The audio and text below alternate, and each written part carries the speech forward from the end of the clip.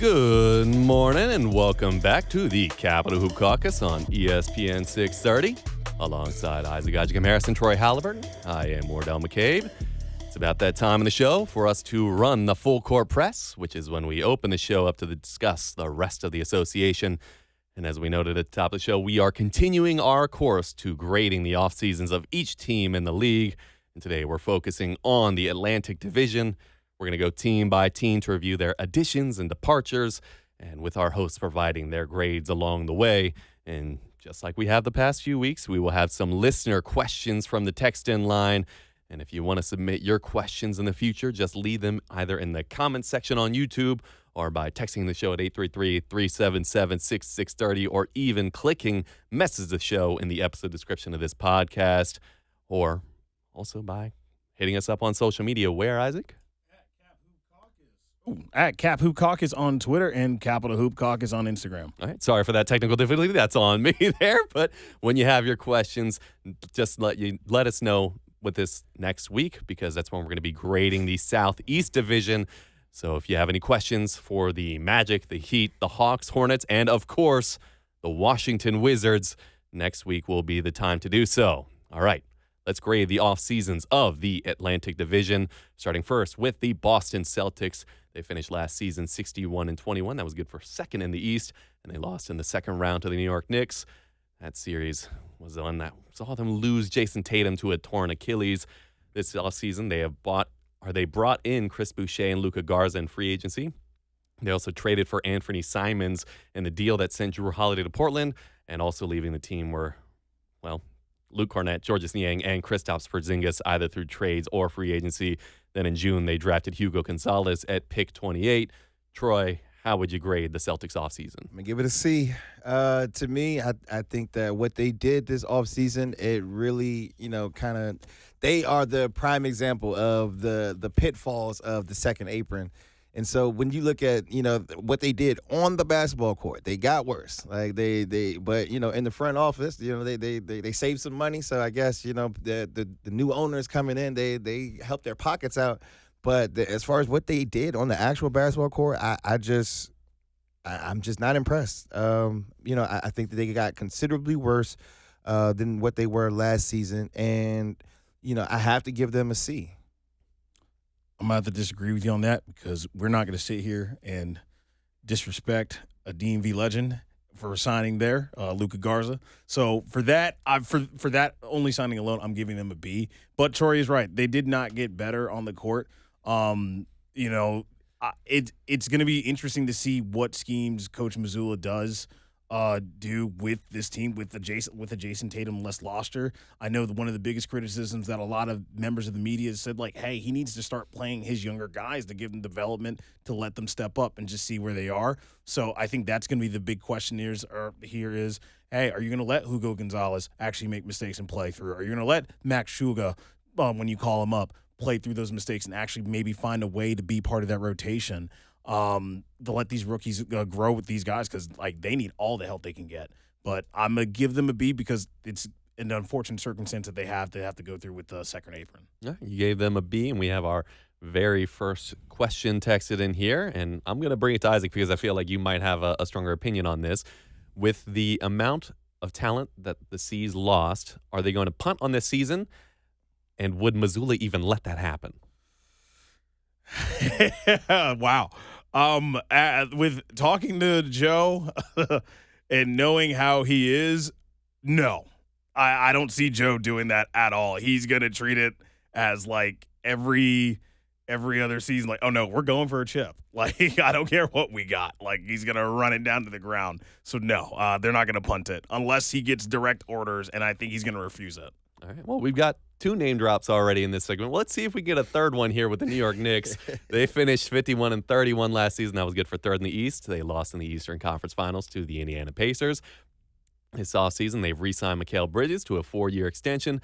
They've also added in Jordan Clarkson, Gorshon Yabusele, and just yesterday, Malcolm Brogdon in free agency, former Wizard. Shout out to him. And they also fired Tom Thibodeau and brought in Mike Brown. So, Isaac, what grade do you give the Knicks for their offseason? B, because I'm still not sure about Mike Brown. That's the only person I'm not sure about. I mean, Leon Rose is doing everything right as a GM. He saw all the holes that they needed to fix. You need to get a backup center. You got Yabusele. You need to get backup guards. You signed Landry Shamet. And you have Malcolm Brogdon on a non-guarantee. And you re-signed Mikal Bridges to a team-friendly contract a little bit for the most part. I'm just not sure. I'm like, okay, like I would have gave the coach that got you there for the first time in 25 years, run it back. I still think James Dolan was distracted by the Sphere, and he realized, and after the Sphere was done, he's making money. He looked at it, he's like, oh, I really don't like Tibbs. So that was a problem. I think that's not the great solution. I mean, I'm happy for everybody else. The chemistry's there. I think this is a make or break year, and I hate to say it, Mike Brown's got a lot of pressure on him, so I'm not sure. So I'm gonna give them a B-. I'm gonna go with a B. I do think that they did get better on the basketball court with some of their acquisitions. I really like the Malcolm Brogdon signing. I'm one of the people that think that he's got a really good chance of actually making the roster. I know that he signed a non-guaranteed deal, but I feel like they threw that in there, the non-guarantees, because of his injury history. So if he can just stay healthy, like I think that he definitely adds some well-needed depth to this team. We're talking about a team last year that, in the playoffs, that they were only playing 7-8 guys. And so for them to have, added Jordan Clarkson, added Malcolm Brogdon, I think that those players are going to really help them out as far as just their depth and allowing their starters to play less minutes, and hopefully that'll make them fresher for the playoff run. And so with the Mike Brown versus Tom Thibodeau thing, like, to me, I can't really say if Mike Brown's going to be worse than what Thibodeau did, purely based on the fact that Mike Brown has had a lot of success coaching in the NBA. So, I'm not going to sit here and say that they downgraded at that position. So to me, I think it's a solid B for what they did. All right, and we have our next listener question, and this one I kind of think probably came from a New York fan. Troy, I'll ask you this. Why would New York not be considered the favorite in the East? Well, because the Cleveland Cavaliers are still in the conference, and they won 64 games last year, and they actually got better in the offseason. So that's the reason why. They have the Defensive Player of the Year, Evan Mobley. They added Lonzo Ball. They have a great coach. They have, a great backcourt. They have depth all around. Like, I think that the Cleveland Cavaliers have to be the favorites in the East. All right, now let's move on up to the Great North and go with the Toronto Raptors. They finished last year 30-52. That was good for 11th in the East. They re-signed Jakob Poeltl and Garrett Temple this offseason, and then they also signed Sandro Mamukelashvili. I think I said that right. I hope I said that right, in free agency, while also losing the aforementioned Chris Boucher.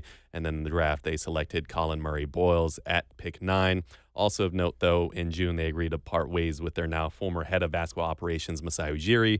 Troy, what grade do you give the Raptors for their offseason? I'm going to give them a C. I think that, for a team that really didn't have a lot of success last year, I think that they needed to get younger with their draft pick. And a lot of people thought that they reached with that Colin Murray-Boyles pick. To me, I think that when you really look at the Raptors and what they're doing, they are in actual NBA purgatory right now. They're not going to be, to me, playoff contenders, and they're not going to be bad enough to bottom out to be, one of those top lottery teams. I think they're going to be play-in bound, and I guess that's something to cheer for if you're the Raptors. But to me, that just screams mediocrity. So I got to give it a C. I got to give it a D. And I'm sorry to any of the Raptors fans. I expect more from them, but just the way this offseason's kind of gone with them, although I do think Colin Murray-Boyles is a great draft pick, this Raptors team is just a collection of young guys and a couple of unknown guys. I mean, you have Scotty Lewis, but you lost Chris Boucher, who was actually a stable force for them to be like a stable ground anchor as a vet and also productive. I just think that's just not – I don't know what they're doing, and I know the new ownership had issues with Masai. All right, I'm very curious to see what the Rogers Communications ownership group has in store to say, you know what, we can do better than Masai Ujiri, who actually brought this country its first NBA title. So I'm very skeptical, and it's a D. All right, let's move on to Brooklyn now. The Nets finished 26-56.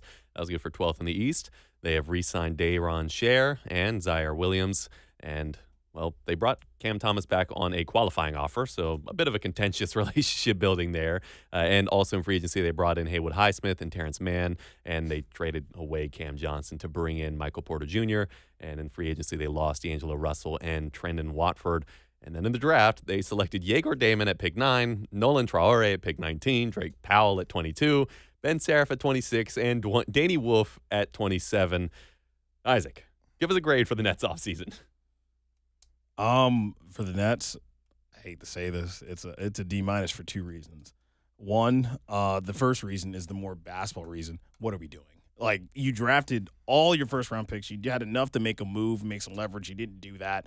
And they looked at Summer League. Danny Wolf looked great, but we don't know because he's an older college basketball guy. But you did bring Haywood Highsmith, who's a great productive big. Cam Thomas, they're literally, and you're talking about a team in NBA purgatory. You're in NBA purgatory. Now, the other reason, Michael Porter Jr., oh my God, your PR team needs to get a hold of him. He might be the detrimental problem to the team. So just like a straight up D-. MPJ may have brought them from NBA purgatory to NBA hell. I think he's a totally different class. That was. Troy, what grade do you give them? I'm going to give them a C, just because, I mean, they had 5 first-round picks. So, I mean, we're going to go out on a limb. At least 2 of those got to be good. Like, just the law of averages says that they're going to hit on some of this stuff. But, yeah, no, I think the Nets, I'm going to give them a C. The only reason I didn't, go as low as Isaac did there is because, I actually can see the sense of direction and what they're trying to do. So, I'm not saying that they executed everything that they're trying to do to the best of their ability, but I see the vision. And so, for that, I'm going to give them a C. All right, now let's move on to Philadelphia. They finished last year 24-58. That was 13th in the East. They've re-signed Justin Edwards, Eric Gordon, and Kyle Lowry. They also brought in Trendon Watford in free agency while losing Jared Butler, Ricky Council IV, and Gershon Yabusele. Then in the draft, they selected VJ Edgecombe at pick 3. Troy, what grade do you give the Sixers for their offseason? I'm going to give it a B. I think that they had a really good offseason. I really love the VJ Edgecombe pick. I thought that it was very bold for them to, pass on Ace Bailey and take VJ Edgecombe. And the biggest thing is I don't even think that was really that tough of a decision for them. I think that they really evaluated VJ Edgecombe's game and think that, he's going to be a player that can help them out right now and in the future. And so, when you're really looking at, the fact that they have, real playoff expectations, but they also have this, high draft lottery pick, I think that they're trying to, execute the 2 timeline thing as best as possible. And you have to also remember that Jared McCain was looking like, a possible Rookie of the Year candidate last year, and he got injured. And so they're essentially, going to be adding him to this year's roster. So I think that they had a pretty good offseason. And I wouldn't be surprised if the 76ers actually, proved a lot of their doubters wrong coming into this year. I'm gonna give them a B+ because drafting VJ Edgecombe was a bold move, and I think it was the right move for the long term. They're in a position to rebuild and also reconstruct per se to where they're not so far out of purgatory. If the Joel Embiid and Paul George experience does not work, because you have Jared McCain, you have Tyrese Maxey, he's just getting ready to enter his prime in the next couple of years. So I think they position themselves to be prepared for anything goes at this point. So shout out to Philly. All right, now let's ask our final listener question. Troy, this one coming from a listener. If Embiid isn't fully healthy, do the Sixers need Maxey to take the next step in order for their season to not be dead in the water?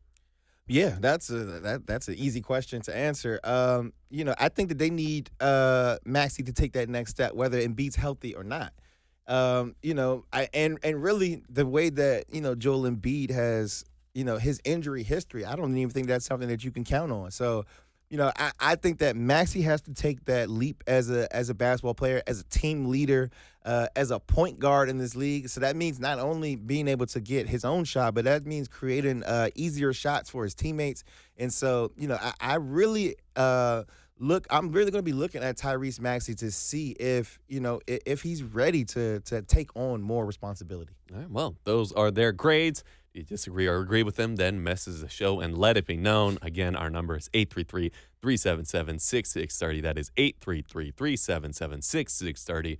You could also open up the podcast description of today's episode and click message the show, or maybe you just go to YouTube and click on the comment section. Add a comment there, or you could even message us directly on X or Instagram. Where, Isaac? At Cap Hoop Caucus on X, and then Capital Hoop Caucus on Instagram. That's right. And next week, we'll be grading the Southeast Division. So send us any questions that you may have, and we will be answering them on air. But before going anywhere, let's just circle back to the full court press because there are some quick updates to go through for the NBA following their recent Board of Governor meetings. Let's first start with some rule changes. The first one being the heave rule. That meaning that shots taken beyond 36 feet in the final 3 seconds of the first 3 quarters of each game will now have a different impact on players' stats. If such shots are taken and missed, they will no longer have a negative impact on player shooting percentages. But if they are made, then they will have a positive impact. Isaac, what's your reaction to this? Jokic might be the greatest shooter of all time. If this works out, like that's how I look at it. Like Jokic, Peyton Pritchard, when it's all said and done, man, we might have some great shooting debates. I love it just because I really get tired of the depth. I mean the NBA players hitting those fake keys after the buzz has already sounded. So it's like now this will definitely put players in a position where you're going to see a lot more half court heaves or 3/4 court heaves. And, to me, I think that's really good for the game because anything that can increase the scoring output. And, the thing is, like, people love to see those amazing shots. And somebody like Steph Curry, who is constantly worried about, his 3-point percentage. Now, this is a guy who can, he could probably, just heave it from, the other free throw line. So we're going to see more amazing things happen.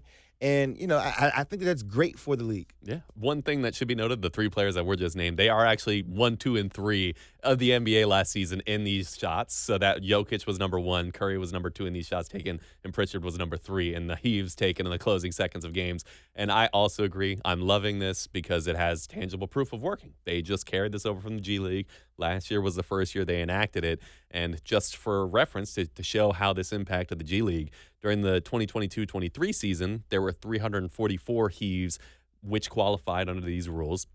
And then the following season, there were 373. But last year, the first year they implemented this rule in the G League, there were 565 heaves. Taking chances. Yeah. That is a 51% increase year over year. So I'm very excited for that to happen here. And it's nice that these players no longer have to worry about it impacting their checks because for players that are on big contracts, I understand why it is that would be frustrated. But when you're a player on the fringe of these rosters, I totally understand why you'd be hesitant to heave those up there. And so for them to all have a green light, I think can be very fun for us. But another update that came to the league was an update to the NBA Cup. That being now that the semifinals will now take place at the home arena of the higher-seeded team in both conferences next season. In years past, both the semifinals and finals were held in Las Vegas. So going forward, only the finals will be held in Las Vegas. Isaac, your reaction?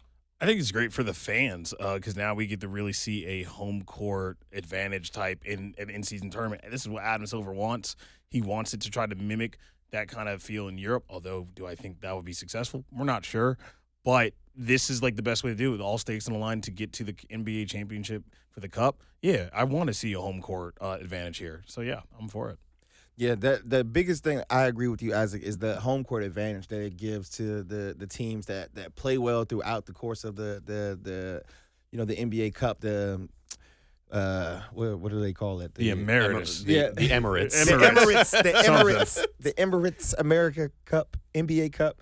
I love the fact that, the home court advantage is an actual big thing that matters. And so I think that when you look at over the last 2 years of the NBA Cup, some of those semifinal games in Las Vegas, you got teams flying into Vegas on Thursday night. And I think that they just were a little weary of, what's actually going on while they're out there in Vegas. And this will definitely, to me, make the product on the floor a little bit better. Yeah, especially, not just the product on the floor, but Isaac, as you said, it's good for fans. It's good for the viewing fans at home, too. I don't know about you guys, but I was watching these games last year, and the crowd was dead in the semifinal games. And so to have it on in front of a crowd that has stakes in this, I think is going to be a massive improvement for the league. And so that's absolutely something I commend them for on making that move. one quick final update, and we don't really have a lot of time here because we're running short on it, but there has been another update on a segment that we committed to last week on the Steve Ballmer and the Clippers situation. That being that Pablo Torre finds out has a another follow-up episode, during which they unveiled some more information that they've uncovered, and that being that a late payment due to Kawhi from Aspiration was due in October 2022 for $1.75 million. He wasn't paid until December 2022, a few days after a $2 million investment was made by Clippers minority owner and former college roommate of Steve Ballmer, Dennis Wong. Quickly, Troy, what is your reaction to this? Yeah, the circumstantial evidence it seems to be piling up, and I think that shout out to Pablo Torre, who's treating this story like an album rollout, like he's just just kind of piecemealing us the information as he goes along. My stance really has not changed, though. I still don't think they have that smoking gun that they need for Adam Silver to bring down the hammer. And so, I think that this is highly entertaining to kind of follow the breadcrumbs that Pablo's laying down. But to me, it really doesn't change too much as far as a potential punishment. Well, they may have not found a smoking gun, but that's definitely gunpowder. That's definitely gunpowder there. Like, I don't know. That may lead to a smoking gun or a musket, since it's a gunpowder. But, yeah, I'm going to change my stance on it a little bit. It's getting closer to smoking gun, and maybe we call Steve Ballmer Tony Soprano because of the way the money's been moving. But, yeah, it's getting a little more interesting. Yeah, I think what this does is it kind of removes the plausible deniability factor. And so what I think this just about guarantees is some punishment come through, but it will likely be nothing more than a slap on the wrist. Though, as Troy said, this is being treated like an album rollout. So I have no idea what else it is that Pablo Torre knows or what else he's able to find out. So there may be more that gets uncovered here, but we have not found the piece that throws everything at them, right? The league doesn't have enough to throw the full book at them. There isn't going to be some massive punishment from what we know so far. Because, again, there's a good chance that by the end of the day today, there might be some other bit of information that Pablo or some other journalistic entity is able to uncover and reveal. It's just, again, as we've had the conversation last week, it's hard to find a reason why it is that they would find that smoking gun, because no one involved has any reason to talk about this any further.